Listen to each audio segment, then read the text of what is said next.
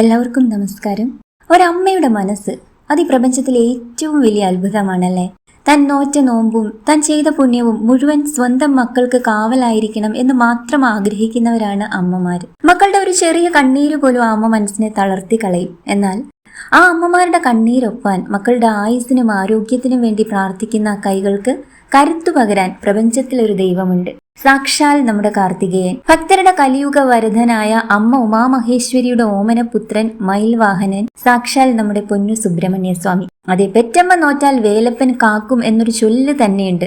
സ്വന്തം ചോരയിൽ പിറന്ന മകൻ ഒരു ആപത്തും വരാതിരിക്കാൻ, രോഗങ്ങളില്ലാതെ ദീർഘായുസോടെ ജീവിക്കാൻ ഒരു അമ്മയോളം പ്രാർത്ഥിച്ച മറ്റൊരാളുണ്ടാവുമോ? മക്കളില്ലാതെ വിഷമിക്കുന്ന അമ്മമാരുടെ വന്ധ്യതാ ദുഃഖം അകറ്റാനും ജനിച്ച മക്കൾക്ക് ഉന്നത വിജയവും നല്ലൊരു ഭാവിയും നൽകാനും അമ്മമാർ നോൽക്കുന്ന ഏറ്റവും ശക്തിയേറിയ വ്രതം എന്താണ് എന്ന് ചോദിച്ചാൽ ഷഷ്ടി എന്നല്ലാതെ അതിന് മറ്റൊരു ഉത്തരം പറയാൻ തന്നെ ഇല്ല എന്ന് എല്ലാ ആചാര്യന്മാരും ഒരേ സ്വരത്തിൽ പറയുന്ന കാര്യങ്ങളാണ്. 2026 ഇടവ മാസത്തിലെ പവിത്രമായ ഷഷ്ടി, അതായത് ആരണ്യ ഷഷ്ടി വ്രതം എന്നാണ് വരുന്നത്.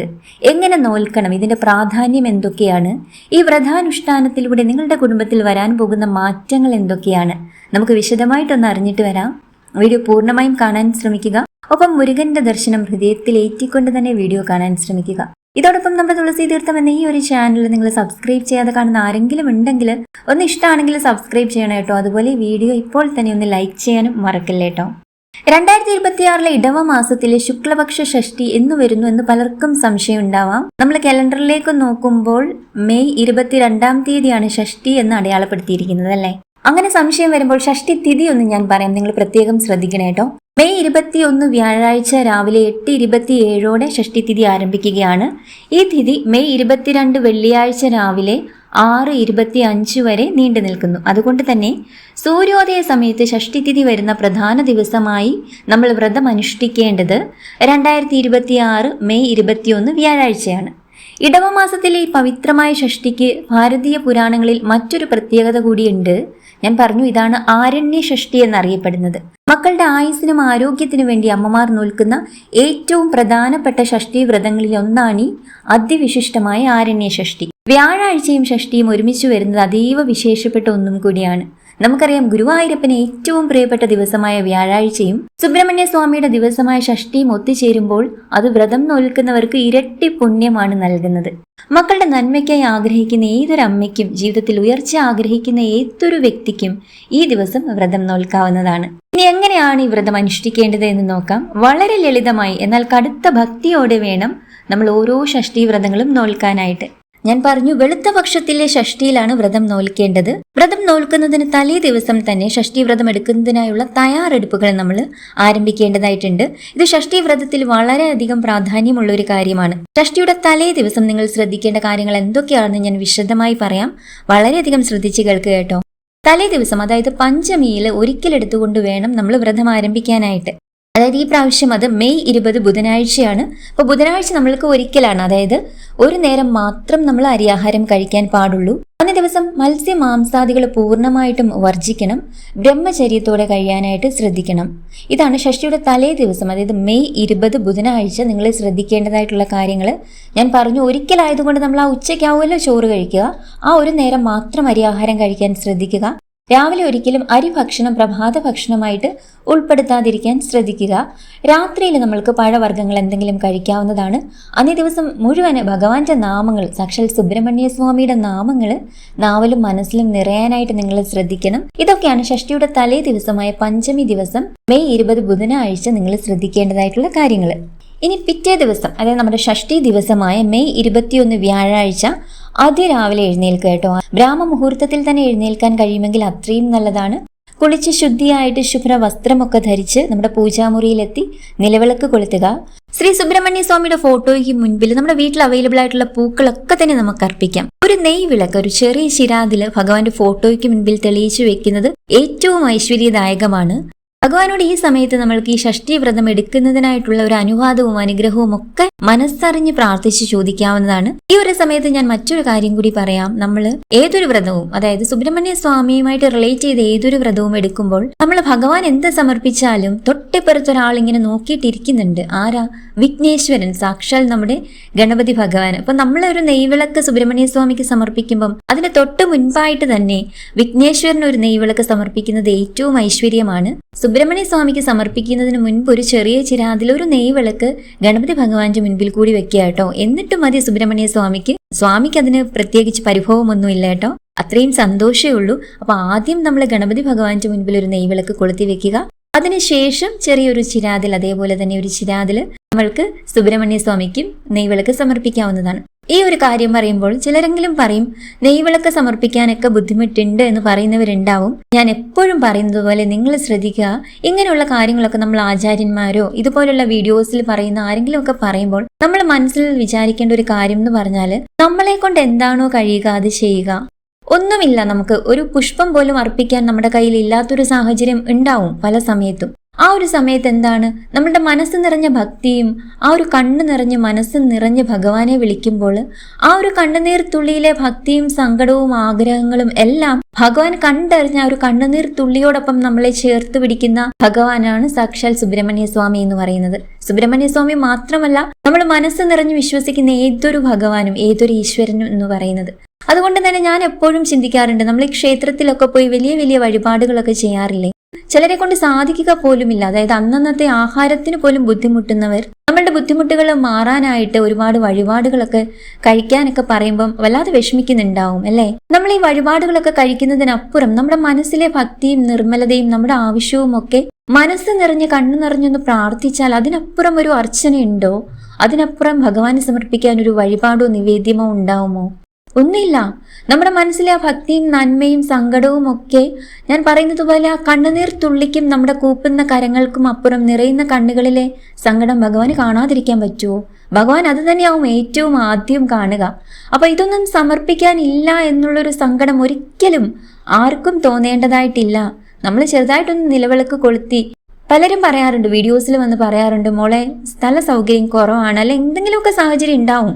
എല്ലാവർക്കും ഇപ്പം കമന്റ്സിലൊക്കെ വന്ന് എല്ലാം പറയാൻ പറ്റണമെന്നില്ലല്ലോ. വിളക്ക് കൊളുത്താനുള്ള സാഹചര്യം ഇല്ല എന്നൊക്കെ കുറെ കമന്റ്സ് കാണാറുണ്ട്.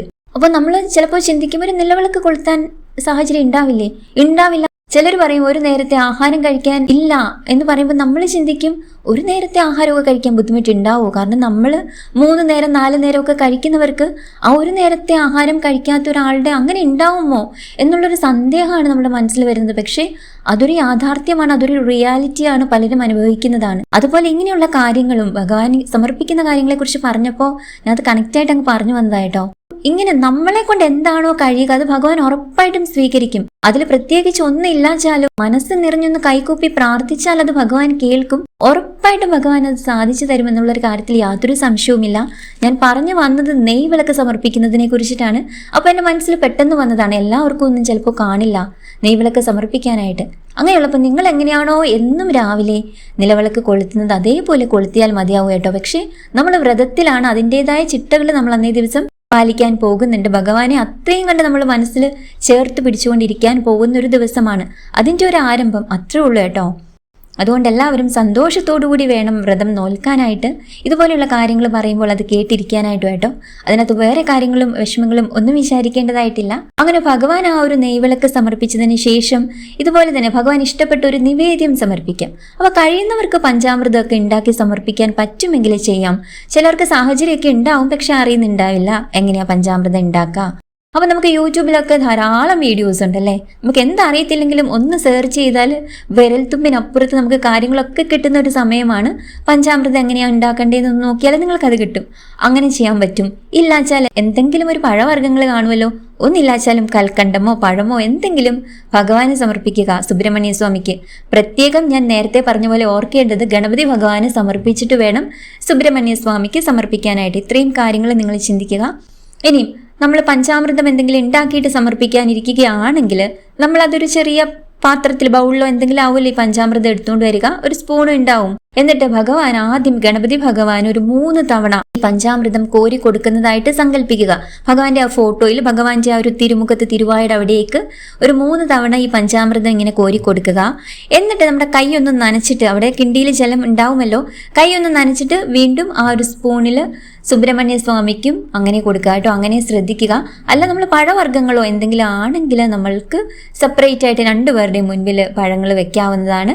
കൽക്കണ്ടം എന്തെങ്കിലും നിങ്ങൾക്ക് എന്താണോ പറ്റുക അത് മതി. ഇനി ഇതൊന്നും ഇല്ലാച്ചാലും നമ്മുടെ മുറ്റത്ത് കുറച്ച് ചെടികളും പൂക്കളൊക്കെ ഉണ്ടാവുമല്ലോ, അത് ഭഗവാന്റെ മുൻപിൽ സമർപ്പിച്ചാലും ഭഗവാൻ അത് സസന്തോഷത്തോടു കൂടി സ്വീകരിക്കും. യാതൊരു മാറ്റവുമില്ല. ഈ ഒരു സമയത്ത് മനസ്സറിഞ്ഞിട്ട് ഭഗവാനെ അങ്ങോട്ട് മുറുക്കെ പിടിച്ചോളൂ കേട്ടോ. കാരണം ഈ ഒരു ആരണ്യ ഷഷ്ടി എന്ന് പറയുന്നത് എല്ലാ ഷഷ്ടി വ്രതങ്ങളിലും ഏറ്റവും പ്രാധാന്യമുള്ളതും അമ്മമാരെ മനസ്സറിഞ്ഞൊന്ന് ഈ ഒരു വ്രതം നോറ്റാൽ ഇപ്പോൾ അമ്മ മനസ്സുകളിൽ ബാധിച്ചിരിക്കുന്ന സങ്കടങ്ങളെല്ലാം തന്നെ സാക്ഷാൽ സുബ്രഹ്മണ്യ സ്വാമി, സാക്ഷാൽ ഷഷ്ടി ദേവിക്കും വളരെയധികം ശക്തിയുള്ളൊരു ദിവസമാണ്. ദേവിയെ മനസ്സ് നിറഞ്ഞ് പ്രാർത്ഥിച്ചിട്ട് അമ്മ മനസ്സിലെ ആഗ്രഹങ്ങളും സങ്കടങ്ങളും എല്ലാം ഭഗവാന്റെയും ദേവിയുടെയും കാൽക്കൽ സമർപ്പിക്കാം. ഒരു സങ്കല്പം, അതായത് നമ്മുടെ മനസ്സിലെ ഏറ്റവും ശക്തമായിട്ട് ഇപ്പോൾ നടന്നു കിട്ടണമെന്ന് ആഗ്രഹിക്കുന്ന ആ ഒരു ആഗ്രഹം. കുറെ ആഗ്രഹങ്ങൾ ഉണ്ടാവും, കുറെ വിഷമങ്ങൾ ഉണ്ടാവും. സന്താനങ്ങൾക്ക് വേണ്ടിയാവാം, കുടുംബത്തിലെ ശാന്തിയും സമാധാനത്തിനും വേണ്ടിയാകാം, ഒരുപാട് കടബാധ്യതകളൊക്കെ ഉണ്ടാവാം, അതൊക്കെ ഒഴിഞ്ഞൊന്ന് പോകാൻ വേണ്ടിയിട്ടാവാം. അല്ലെ മക്കൾക്ക് നല്ലൊരു ജോലി കിട്ടുന്നുണ്ടാവില്ല, നല്ലൊരു വിവാഹം കുറേ നാളായിട്ട് നോക്കിയിട്ട് നടക്കുന്നുണ്ടാവില്ല, സന്താന യോഗം മക്കൾക്ക് ഉണ്ടാവുന്നില്ല. ഇതിനെല്ലാം വേണ്ടിയിട്ട് ഏറ്റവും ശക്തമായ വ്രതമാണ് ഈ ഷഷ്ടി വ്രതം എന്ന് പറയുന്നത്, പ്രത്യേകിച്ച് ഈ ആരണ്യ ഷഷ്ടി വ്രതം എന്ന് പറയുന്നത്. അങ്ങനെ നിങ്ങളുടെ മനസ്സിലെ ആ ഒരു ആഗ്രഹം, ഒരു ആവശ്യം എന്ത് തന്നെ ആയാലും അത് ഭഗവാന്റെ മുൻപിൽ ഒരു സങ്കല്പമായി സമർപ്പിച്ചിട്ട്, ശ്രീ സുബ്രഹ്മണ്യ സ്വാമി, ഞാൻ ഈ ഷഷ്ടി വ്രതം അതിൻ്റെ എല്ലാ പൂർണ്ണതയോടും കൂടി എടുക്കാൻ ആഗ്രഹിക്കുന്നു. ഭഗവാന്റെ അനുഗ്രഹം അതിനുണ്ടാകണേ. എൻ്റെ പ്രാർത്ഥനകളെല്ലാം തന്നെ അവിടുത്തെ പാതാരവിന്ദങ്ങളിൽ സമർപ്പിക്കുന്നു. അങ്ങനെ ഭഗവാനോട് ആ ഒരു സമയത്ത് നമ്മുടെ സങ്കടങ്ങളും നമ്മുടെ ആഗ്രഹങ്ങളും എല്ലാം മനസ്സറിഞ്ഞ് പ്രാർത്ഥിച്ച് ഭഗവാന്റെ കാൽക്കലേക്ക് നമ്മൾ സമർപ്പിക്കുകയാണ്. അതായത് ഈ വ്രതം ഞാൻ ഇത് എടുക്കാൻ തുടങ്ങിയിരിക്കുന്നു, എൻ്റെ എല്ലാ കാര്യങ്ങളും ഭഗവാന്റെ കാൽക്കലേക്ക് ഞാൻ സമർപ്പിച്ചിരിക്കുന്നു എന്ന് പറഞ്ഞ് മനസ്സൊരുക്കി പ്രാർത്ഥിച്ചിട്ട് നമ്മൾ എടുക്കാൻ തുടങ്ങുകയാണ്. ഈ ഒരു സമയത്ത് സുബ്രഹ്മണ്യ സ്തോത്രങ്ങൾ, കീർത്തനങ്ങളൊക്കെ അമ്മമാർക്ക് എന്തൊക്കെയാണോ അറിയാവുന്നത് അതെല്ലാം ചൊല്ലാവുന്നതാണ്. അന്നേ ദിവസം നമ്മൾ എല്ലായ്പ്പോഴും പറയുന്നത് പോലെ ഭഗവാന്റെ നാമം നാവിലും മനസ്സിലും സദാസമയം അങ്ങനെ നിറയണം. നമ്മൾക്ക് പിന്നെ അറിയാം, ഷഷ്ടിയാണ്, വ്രതമാണ്, നമ്മൾ മത്സ്യമാംസാദികൾ കൂട്ടില്ല, അതുപോലെ പകൽ ഉറങ്ങാൻ പാടില്ല, ഇതൊക്കെ നമ്മൾക്ക് അറിയുന്ന കാര്യമാണ്. എന്നാലും ഞാൻ ഒന്നും കൂടി സൂചിപ്പിക്കുകയാണ് കേട്ടോ. ഇതൊക്കെയാണ് നമ്മൾ അന്നേ ദിവസവും ഏറ്റവും കൂടുതൽ ശ്രദ്ധിക്കേണ്ട കാര്യം എന്ന് പറയുന്നത്. ഈ ഒരു സമയത്ത് നമ്മൾക്ക് പൂജാമുറിയിൽ സുബ്രഹ്മണ്യ മൂലമന്ത്രം, സുബ്രഹ്മണ്യ അഷ്ടോത്തരം, സുബ്രഹ്മണ്യ പഞ്ചരത്നം, സുബ്രഹ്മണ്യ സഹസ്രനാമം, സുബ്രഹ്മണ്യ ദ്വാദശ മന്ത്രം, ഷഷ്ടിദേവി മന്ത്രം, ഷഷ്ടിദേവി സ്തുതി, ഗുഹസ്തവം എന്നിവയൊക്കെ ജപിക്കാവുന്നതാണ്. സുബ്രഹ്മണ്യ സ്വാമിയായിട്ട് റിലേറ്റ് ചെയ്ത എന്തൊക്കെ നാമങ്ങളും മന്ത്രങ്ങളും അറിയാവോ അതൊക്കെ അമ്മമാർക്ക് ഈ ഒരു സമയത്ത് ജപിക്കാവുന്നതാണ്. സുബ്രഹ്മണ്യ സ്തോത്രങ്ങൾ, സ്കന്ദ പുരാണം എന്നിവയൊക്കെ പാരായണം ചെയ്യാം. ഇനി അന്നേ ദിവസം ക്ഷേത്രത്തിൽ പോകുന്നത് ഏറ്റവും ഐശ്വര്യമാണ്. ക്ഷേത്രത്തിൽ നമ്മൾ ചെല്ലുമ്പോൾ നമ്മളെ കൊണ്ട് കഴിയുന്ന രീതിയിൽ, ഞാൻ നേരത്തെ കുറച്ച് കാര്യങ്ങൾ പറഞ്ഞു, അതൊക്കെ മനസ്സിൽ നിങ്ങൾ ആലോചിച്ചിട്ട് നമ്മളെ കൊണ്ട് കഴിയുന്ന രീതിയിലുള്ള വഴിപാടുകളൊക്കെ ചെയ്യുക. പ്രസാദമൂട്ടൊക്കെ ചെയ്താൽ ഏറ്റവും നല്ലതാണ്, ഏറ്റവും ഐശ്വര്യമാണ്. ഇനി ഭഗവാൻ ഇഷ്ടപ്പെട്ട ഏതെങ്കിലും അഭിഷേകം ചെയ്യാൻ സാധിക്കുമെങ്കിൽ അതും ചെയ്യുക. അഭിഷേക പ്രിയനാണ് ഭഗവാൻ എന്ന് നമ്മൾക്ക് എല്ലാവർക്കും അറിയാം. ഇനി അന്നേ ദിവസം നമുക്ക് പൂർണ്ണ ഉപവാസം അനുഷ്ഠിക്കാൻ സാധിക്കുന്നവർക്ക് അങ്ങനെ പൂർണ്ണ ഉപവാസം എടുക്കാം. എന്നാൽ അമ്മമാർക്കും പ്രായമായവർക്കും ഒക്കെ ധാരാളം മരുന്നുകളൊക്കെ കഴിക്കുന്നുണ്ടാവും. അതിന് സാധിച്ചില്ലെങ്കിൽ, അങ്ങനെ പൂർണ്ണ ഉപവാസം എടുക്കാൻ സാധിക്കാത്തവർക്ക് നമ്മൾക്ക് ഒരു നേരം ഉച്ചയ്ക്ക് സുബ്രഹ്മണ്യ സ്വാമി ക്ഷേത്രത്തിലെ നിവേദ്യച്ചോറ് അല്ലെങ്കിൽ ഉപ്പില്ലാത്ത കഞ്ഞിയോ എന്തെങ്കിലും, നമ്മൾ വീട്ടിലാണെങ്കിലും ഇപ്പം ക്ഷേത്രത്തിൽ പോകാൻ സാധിച്ചാൽ അവിടുത്തെ നിവേദ്യച്ചോറ് നമ്മൾക്ക് കഴിക്കാവുന്നതാണ്. ഇനി ക്ഷേത്രത്തിൽ എന്തെങ്കിലും സാഹചര്യങ്ങൾ കൊണ്ട് എല്ലാവർക്കും പോകാൻ സാധിക്കണമെന്നില്ല, ഇല്ലാത്തവർ നമ്മൾ വീട്ടിൽ ഇച്ചിരി പച്ചരിയിട്ട് വറ്റിച്ച ചോറ് നമ്മൾക്ക് കഴിക്കാവുന്നതാണ്. അന്നേ ദിവസം വൈകിട്ട് നമുക്ക് പഴവർഗ്ഗങ്ങൾ എന്തെങ്കിലും കഴിക്കാവുന്നതാണ്. ഇനി ആരോഗ്യ പ്രശ്നമുള്ളവർ അതിനനുസരിച്ച് വ്രതം നോച്ചാൽ മതിയാവും കേട്ടോ. ഇനി സപ്തമി ദിവസം, അതായത് മെയ് 22 വെള്ളിയാഴ്ച ദിവസം രാവിലെ കുളിച്ച് ക്ഷേത്രത്തിൽ പോകാൻ കഴിയുന്നവർ ക്ഷേത്ര ദർശനം നടത്തി തീർത്ഥം സേവിച്ച് വ്രതം പൂർത്തിയാക്കാവുന്നതാണ്. ഈ ക്ഷേത്രത്തിൽ പോകാൻ സാധിക്കാത്തവർ വീട്ടിൽ തന്നെ തുളസി തീർത്ഥം, അതായത് അല്പം വെള്ളത്തിൽ തുളസിയിലയിട്ട് അത് സേവിച്ചിട്ടും നമുക്ക് പാരണ വീടാവുന്നതാണ്. ഇനി ഈ ഷഷ്ടി വ്രതം എടുക്കാൻ സാധിക്കാത്തവർ ധാരാളം പേരുണ്ടാവും അല്ലേ. അവരാരും വിഷമിക്കേണ്ട. ഈ ഷഷ്ടി ദിവസം നിങ്ങൾക്ക് സുബ്രഹ്മണ്യ സ്വാമി ക്ഷേത്ര ദർശനം നടത്താൻ കഴിയുമെങ്കിൽ അവിടെ ചെന്ന് നമ്മളെ കൊണ്ട് കഴിയുന്ന വഴിപാടുകളൊക്കെ ഒന്ന് ചെയ്യുക കേട്ടോ. ഇനി വ്രതം എടുത്തവരാണെങ്കിലും അന്നേ ദിവസം ക്ഷേത്രത്തിൽ പോകുമ്പോൾ ഓടി ചെന്നിട്ട് പെട്ടെന്ന് ഇങ്ങ് പോരാൻ നിൽക്കാതെ കുറച്ചു നേരം കൂടുതൽ ക്ഷേത്രത്തിൽ ഒന്ന് ചെലവഴിക്കുക. അവിടെ ഇരുന്ന് മുരുക മന്ത്രങ്ങളും കീർത്തനങ്ങളും ഒക്കെ ജപിക്കുക. ഉച്ചയ്ക്ക് ഭഗവാന്റെ നിവേദ്യ ചോറ് നമുക്ക് കഴിക്കാവുന്നതാണ്. ചിലർ ഉച്ചയ്ക്ക് കഴിക്കില്ല കേട്ടോ. ഉപവാസം ഇരിക്കുന്നവര് ക്ഷേത്രത്തിൽ നിന്ന് നിവേദ്യ ചോറ് മേടിച്ചിട്ട് വീട്ടിലെത്തി സന്ധ്യയ്ക്ക് ശേഷം കഴിക്കുന്നവരുണ്ട്. നിങ്ങൾ എങ്ങനെയാണോ ആചരിച്ചു പോരുന്നത് അതിനനുസരിച്ച് നിങ്ങൾക്ക് ചെയ്യാവുന്നതാണ്. ഭഗവാന്റെ കയ്യിലെ വേൽ നമ്മുടെ എല്ലാ പ്രതിസന്ധികളെയും തകർത്തെറിയും എന്നാണ് പറയുന്നത്. അതേ അമ്മമാരെ, പ്രിയപ്പെട്ടവരെ, ജീവിതത്തിൽ എത്ര വലിയ പ്രതിസന്ധികൾ ഉണ്ടായാലും, മക്കളുടെ കാര്യത്തിൽ എത്ര വലിയ ആശങ്കകൾ ഉണ്ടായാലും ഒന്ന് ഓർക്കുക, നമുക്ക് മുകളിൽ ആ വേലായുധന്റെ സുബ്രഹ്മണ്യ സ്വാമിയുടെ കാവലുണ്ട്. തന്റെ ഭക്തരെ പ്രത്യേകിച്ച് കണ്ണീരോട് വിളിക്കുന്ന ഒരു അമ്മയെ കൈവിടാൻ ആ കാരുണ്യമൂർത്തിക്ക് ഒരിക്കലും കഴിയുകയില്ല. അതുകൊണ്ട് തന്നെ ഈ വരുന്ന മെയ് 21 വ്യാഴാഴ്ച നിങ്ങളുടെ മനസ്സിലെ എല്ലാ വിഷമങ്ങളും ആ പഴനിമല മുരുകന്റെ പാദങ്ങളിൽ സമർപ്പിക്കൂ. എന്റെ മക്കളെ നീ കാത്തുകൊള്ളണേ എന്റെ സുബ്രഹ്മണ്യ സ്വാമി എന്ന് പ്രാർത്ഥിച്ചുകൊണ്ട് ഒരു നേരം വ്രതമെടുക്കൂ. ആ സുബ്രഹ്മണ്യ സ്വാമി അമ്മയുടെ ജീവിതത്തിൽ പ്രകാശം നിറയ്ക്കും എന്നുള്ളൊരു കാര്യത്തിൽ യാതൊരു സംശയവും വേണ്ട. ഈ വീഡിയോ നിങ്ങൾക്ക് ഉപകാരപ്രദമായി എന്ന് കരുതുന്നുണ്ടെങ്കിൽ വ്രതവിവരങ്ങൾ മറ്റുള്ള അമ്മമാരിലേക്കും ഭക്തരിലേക്കും എത്തിക്കാൻ ഈ വീഡിയോ പരമാവധി ഒന്ന് ഷെയർ ചെയ്യാൻ ശ്രമിക്കണം കേട്ടോ. അങ്ങനെ ഈ ഷഷ്ഠി വ്രതം എല്ലാവരും അതിന്റെ ചിട്ടയോടുകൂടി, അതിന്റെ ഒരു പവിത്രതയോടുകൂടി, പുണ്യതയോടുകൂടി, ഭക്തിയോടുകൂടി എടുക്കുക. മറ്റൊരു വീഡിയോയിലൂടെ നമുക്ക് വീണ്ടും കാണാം. നന്ദി, നമസ്കാരം.